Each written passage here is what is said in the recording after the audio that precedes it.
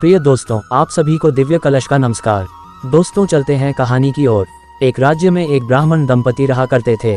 उनकी शादी के कई साल हो जाने के बाद भी कोई संतान ना होने की वजह से ब्राह्मण की पत्नी काफी दुखी रहने लगी थी। ब्राह्मण ने अपनी पत्नी का दुख कम हो इसलिए एक उपाय निकाला और एक नेवला लाकर पत्नी को पालने के लिए दे दिया। छोटे से नेवले को पाकर ब्राह्मणी खुश हो गई और उसे एक बच्चे की भांति लाड़ प्यार करने लगी। नेवला भी इंसानों से इतना प्रेम पाकर फूले नहीं समा रहा था। ब्राह्मण दंपति का भी संतान ना होने का दुख कम होते जा रहा था। नेवले को अपनाने से उनका ध्यान उस बात से हट गया। कभी कभी भगवान हमें कुछ वस्तुओं के लिए ज्यादा इंतजार कराता है। ऐसा ही कुछ ब्राह्मण दंपति के साथ भी हो रहा था। वे अपना गम जैसे तैसे भूल ही रहे थे कि अगले ही साल ब्राह्मणी ने एक सुंदर से बच्चे को जन्म दिया। ब्राह्मण और उसकी पत्नी का सुख 4 गुना हो गया।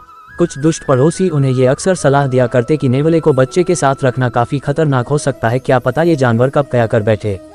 लेकिन दंपति को नेवले पर पूरा भरोसा था, क्योंकि जब से वे उसे अपने घर लाए थे तब से लेकर उसने कभी कोई ऐसी हरकत नहीं की थी जो उसे न करनी चाहिए। खैर, ऐसे ही कुछ महीने बीत गए। एक दिन ब्राह्मणी का व्रत था, इसलिए वो अपने पति को बच्चे का ध्यान रखने को कहकर मंदिर चली गई। जब ब्राह्मणी मंदिर गई थी तभी ब्राह्मण को राजा के महल से एक यज्ञ करवाने के लिए बुलावा आया। ब्राह्मणी पूजा पाठ और भजन में इतनी खो गई थी कि उसे समय का ध्यान ही नहीं रहा। अंत में ब्राह्मण ने सोचा ब्राह्मणी काफी देर से मंदिर गई हुई है, वो कुछ ही मिनटों में लौटती ही होगी, इसलिए वन पालतू नेवले को अपने बच्चे को सौंपकर राजा के यहाँ निकल गया।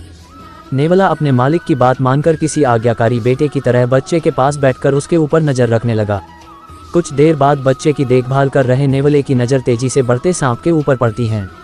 नेवला सांप को नजदीक आते देख ये सोचा कि बच्चे को कोई नुकसान ना पहुंचे, इसलिए सांप पर पूरे जी जान से टूट पड़ा। दोनों में घमासान युद्ध हुआ। अंततः इस लड़ाई में नेवला सांप को मारने में सफल हुआ और उसने सांप के टुकड़े टुकड़े कर दिया। सांप के खून से नेवले का मुंह और हाथ भीग गए। मंदिर से लौटी ब्राह्मणी और महल से लौटे ब्राह्मण की आहट सुन नेवला तुरंत दरवाजे के पास आया और अपने मालिक मालकिन को एक साथ देख खुशी से उछल कूद करने लगा। नेवले को खून से सना देख और उसका ऐसा व्यवहार देख ब्राह्मण दंपति को उस पर शक हुआ। उनके मन में अपने बच्चे के बारे में बुरे बुरे ख्याल आने लगे। उन्हें पड़ोसियों की वो बातें भी याद आने लगी कि नेवला तो आखिर एक जानवर है और जानवरों का क्या भरोसा।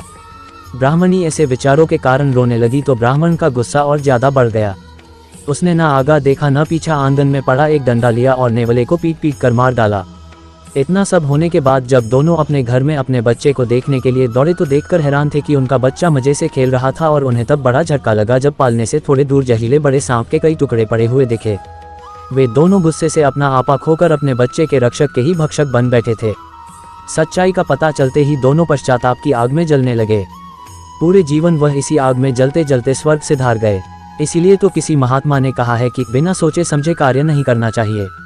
दोस्तों, आपको ये कहानी अगर पसंद आई हो तो लाइक, शेयर और सब्सक्राइब कर मेरा हौसला अफजाई कीजिए। धन्यवाद।